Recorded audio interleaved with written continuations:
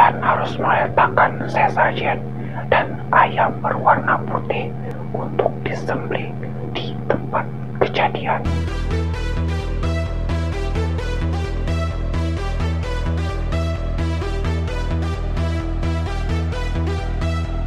Assalamualaikum warahmatullahi wabarakatuh. Welcome back to my channel. Kembali lagi bersama aku, Ana, yang akan menemani ruang dengar kalian. Loh, kok kayak siaran sih? Terima kasih udah klik video ini dan terima kasih juga untuk nonton video ini beberapa menit ke depan. Oke, aku akan hadir lagi bersama dengan kalian. Dan aku kali ini bakalan ceritain cerita horor. Bukan horor juga sih, yang mistis gitu. Dan di sini aku bakalan bahas mengenai danau yang memiliki cerita-cerita mistis yang beredar di sekitaran masyarakat yang ada di danau tersebut. So ya, buat kalian penasaran, langsung aja let's to the listen. Sumatera Barat memang memiliki berbagai macam pesona alam yang dapat menarik minat wisatawan untuk mengunjunginya. Termasuk di dalamnya adalah Danau Singkarak. Danau yang terbentang luas di antara dua kabupaten ini, yaitu Kabupaten Solok dan juga Tanah Datar, memiliki luas lebih kurang 107,8 km dan memiliki kedalaman sedalam 268 meter serta tinggi 36,5 meter di atas permukaan laut. Dan ternyata Danau Singkarak ini merupakan danau terbesar kedua di Pulau Sumatera setelah Danau Toba yang ada di Sumatera Utara. Suatu kebanggaan bagi masyarakat Minangkabau yang bahwasanya Danau Singkarak ini bukan hanya dijadikan sebagai tempat wisata aja. Berbagai event-event yang dilaksanakan setiap tahunnya, yaitunya sebuah event balap sepeda atau Tour de Singkarak diadakan di Danau Singkarak. Dan event ini dilaksanakan oleh sebuah IO atau Motorsport Organization yang ada di negara Prancis dan bekerjasama dengan Kementerian Pariwisata dan Ekonomi Kreatif Republik Indonesia. Jadi buat kalian yang penasaran dengan keindahan Danau Singkarak, kalian boleh berkunjung ke Sumatera Barat dan aku siap untuk menjadi tour guide-nya kalian.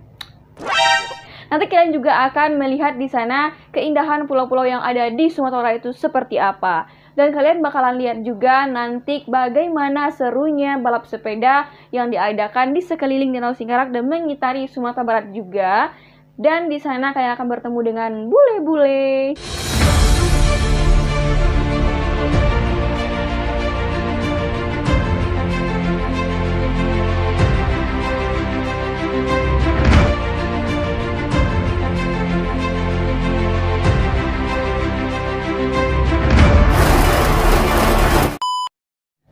Namun di balik keindahan danau tersebut menyimpan banyak cerita mistis yang jarang diketahui oleh orang-orang luar.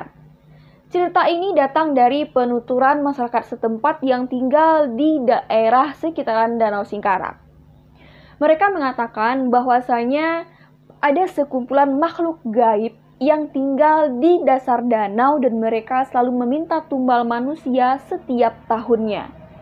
Bagaimana kelanjutan ceritanya? Don't skip, let's to the listens.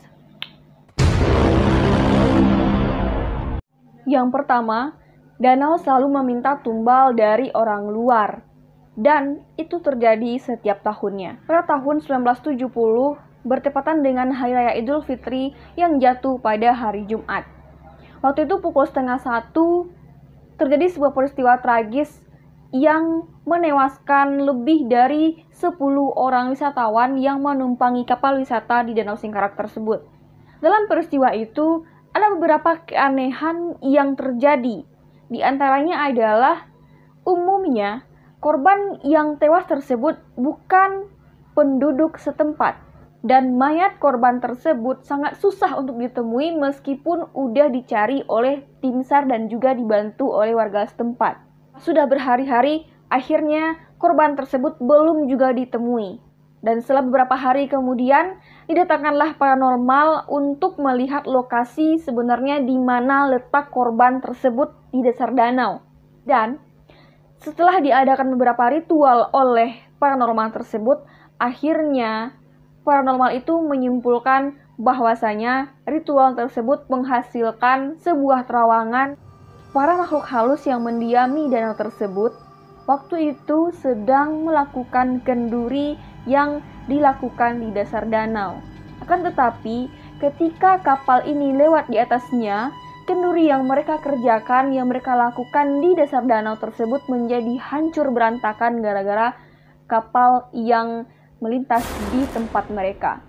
Dan akhirnya, makhluk halus tersebut meminta kepada paranormal tadi untuk memberikan sesajen dan ayam putih yang diletakkan pas disembelih ketika kapal tersebut karam dan tenggelam. Dan beberapa hari setelah itu, maka mayat-mayat yang hilang sebelumnya tersebut bermunculan dan mengapung di tepi-tepi danau. Sebelum kejadian tersebut, warga setempat juga sempat mengingatkan kepada para penumpang dan juga kapten kapal untuk tidak menaiki kapal sebelum khutbah Jumat tersebut selesai. Karena hari itu terjadi 2 buah khutbah, yaitunya khutbah Hari Raya Idul Fitri dan juga khutbah sholat Jumat. Oleh karena itu, mereka melarang berenang ataupun juga berlayar di sekitaran Danau Singkarak. Akan tetapi, perintah ataupun nasihat yang diberikan oleh orang setempat tersebut tidak diindahkan oleh penumpang dan juga para wisatawan. Makanya, terjadilah kejadian yang tak diinginkan seperti yang diperkirakan oleh orang-orang setempat. Namun anehnya, tak ada satupun korban tersebut yang berasal dari Nagari Singkarak. Semuanya berasal dari luar Singkarak itu. Dan menurut orang tua-tua dulu yang ada di daerah ini mengatakan bahwasanya makhluk gaib yang ada di dasar laut, di dasar danau tersebut tidak akan memakan korban yang merupakan penduduk asli Danau Singkarak. Apa alasannya dan apa sebabnya, mereka pun tidak tahu. Dan kemudian beredar info di tengah masyarakat bahwasanya bagi mereka atau para wisatawan yang ingin berenang ataupun mandi di Danau Singkarak, mereka sebelumnya harus meminum air putih dari orang Singkarak terlebih dahulu.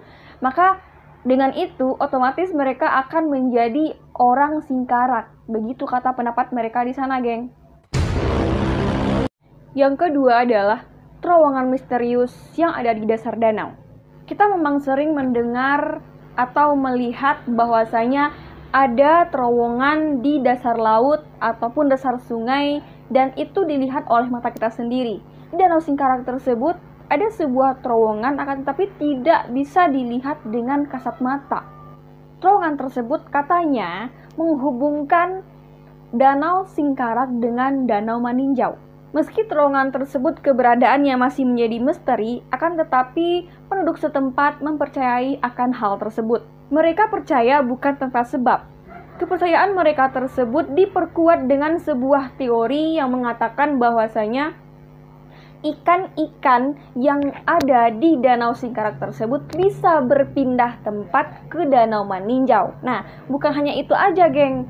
Kepercayaan lain yang mereka yakini itu adalah orang sakti yang ada di daerah tersebut bisa berpindah tempat dari Danau Singkarak pindah ke Danau Maninjau. Dan kemudian orang tersebut muncul secara tiba-tiba di Danau Maninjau dengan waktu yang tidak lama. Kayak sihir gitu. Percaya atau enggak, tapi itulah cerita gaib yang diyakini oleh masyarakat setempat sebagai peristiwa yang akan benar-benar terjadi jika masyarakat tersebut menentang syarat-syarat yang udah dijelaskan oleh penduduk setempat. Mereka selalu menghindari peristiwa yang terjadi di antara 2 khutbah yang dilakukan dalam satu hari tersebut, misalnya bertepatan dengan hari Jumat. Yang kedua adalah Danau Toba. Seperti yang sudah dijelaskan sebelumnya, bahwasanya Danau Toba ini merupakan danau terbesar di Sumatera, geng. Danau ini siapa sih nggak kenal dengan Danau Toba, dengan keindahan yang begitu indah, dan di tengahnya terdapat pulau, yaitunya Pulau Samosir, dengan bercerita mengenai Pulau Samosir itu waktu kecil, tentang legenda Danau Toba, kemudian juga legenda Pulau Samosir. Kalian pasti tahu kan di mana Danau Toba tersebut dan hal-hal menarik apa yang ada di Danau Toba ini. Nah, hal-hal mistis yang terjadi di Danau Toba ini tepatnya yaitu di Pulau Samosir yang ada di tengah danau. Bagaimana kita ceritanya? Lokasi wisata yang dapat di Danau Toba tersebut merupakan sebuah tempat yang sangat indah untuk kita berfoto-foto. Lokasi wisata Danau Toba sering dijadikan oleh anak-anak muda sebagai tempat camping. Pemandangannya yang indah dan juga panoramanya yang menarik perhatian itu dapat dijadikan sebagai destinasi wisata untuk hunting ataupun juga untuk berekreasi bersama teman-teman. Bukan hanya di sore hari aja, pagi dan juga malam di Danau Toba tersebut sangatlah indah dan tidak ada yang dapat dipungkiri. Tapi sejumlah cerita mistis datang di orang-orang yang pernah berkunjung dan mengadakan camping di sana. Mereka mendengar sebuah tangisan yang berasal di sudut danau. Tangisan tersebut semakin lama semakin keras dan membuat telinga semakin sakit dengan tangisan yang terdapat di sudut danau itu. Dan akhirnya mereka membubarkan camping dan kembali ke rumah mereka masing-masing. Konon katanya suara itu berasal dari korban-korban yang telah meninggal karena tenggelam di Danau Toba. Yang kedua, wisma mewah yang angker. Bung Karno pernah diasingkan oleh Belanda di pulau tersebut selama 22 hari di sebuah gubuk reot. Kemudian setelah 60 tahun berselang, gubuk reot ini terlihat semakin indah dengan pesonanya yang menawan di Danau Toba. Hanya saja, sekarang gubuk reot tersebut telah direnovasi dan juga menjadi gedung mewah yang digunakan untuk tamu-tamu kehormatan yang datang ke Sumatera Utara. Wisma pengasingan itu memiliki sejarah tersendiri bagi orang-orang yang mengunjunginya. Banyak di antara mereka yang mendengar suara-suara serta langkah kaki yang perlahan mendekati dari ruangan pertemuan yang pernah dipakai oleh Bung Karno. Merinding aku tuh. Bahkan, beberapa pengunjung sempat mengalami kesurupan dan itu diakibatkan oleh arwah yang gentayangan yang masuk ke dalam tubuh para pengunjung. Yang ketiga, wanita berwajah rata. Pernah ada sekelompok pemuda dan pemudi yang sedang bersukacita merayakan sebuah acara di tepian penginapan Danau Toba.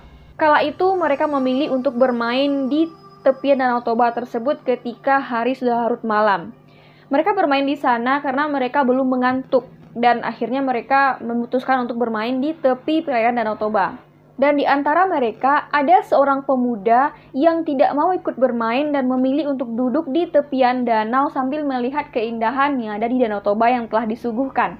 Nah, di saat teman-temannya asik bermain, akhirnya pemuda ini melihat sesosok wanita misterius yang datang dan hadir di tengah teman-temannya lagi bermain gitu, geng.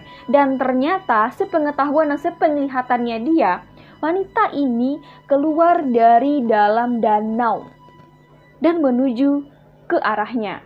Semakin mendekat, akhirnya dia menyadari bahwasanya wajah wanita itu rata, alias tanpa mata, tanpa hidung, tanpa mulut, dan tanpa alis.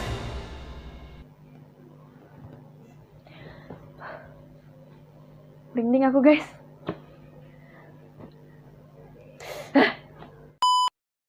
Nah, itu tadi beberapa cerita mistis yang ada di masing-masing daerah. Percaya atau enggak, tapi memang begitulah kepercayaan yang ada di masing-masing daerah. Pasti ada hal-hal mistis yang nggak masuk di akal kita, tapi itu benar-benar terjadi bagi mereka yang mengalami. Kita bukan hal mengingkari atau enggak, tapi kita cukup mempercayai bahwasanya makhluk gaib tersebut memang benar ada dan dia ada di sekitaran kita.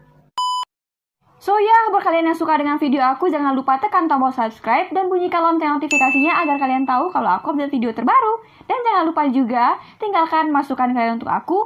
Dan sampai jumpa di minggu depan, karena aku udah gak sabar lagi untuk berjumpa dengan kalian. Bye!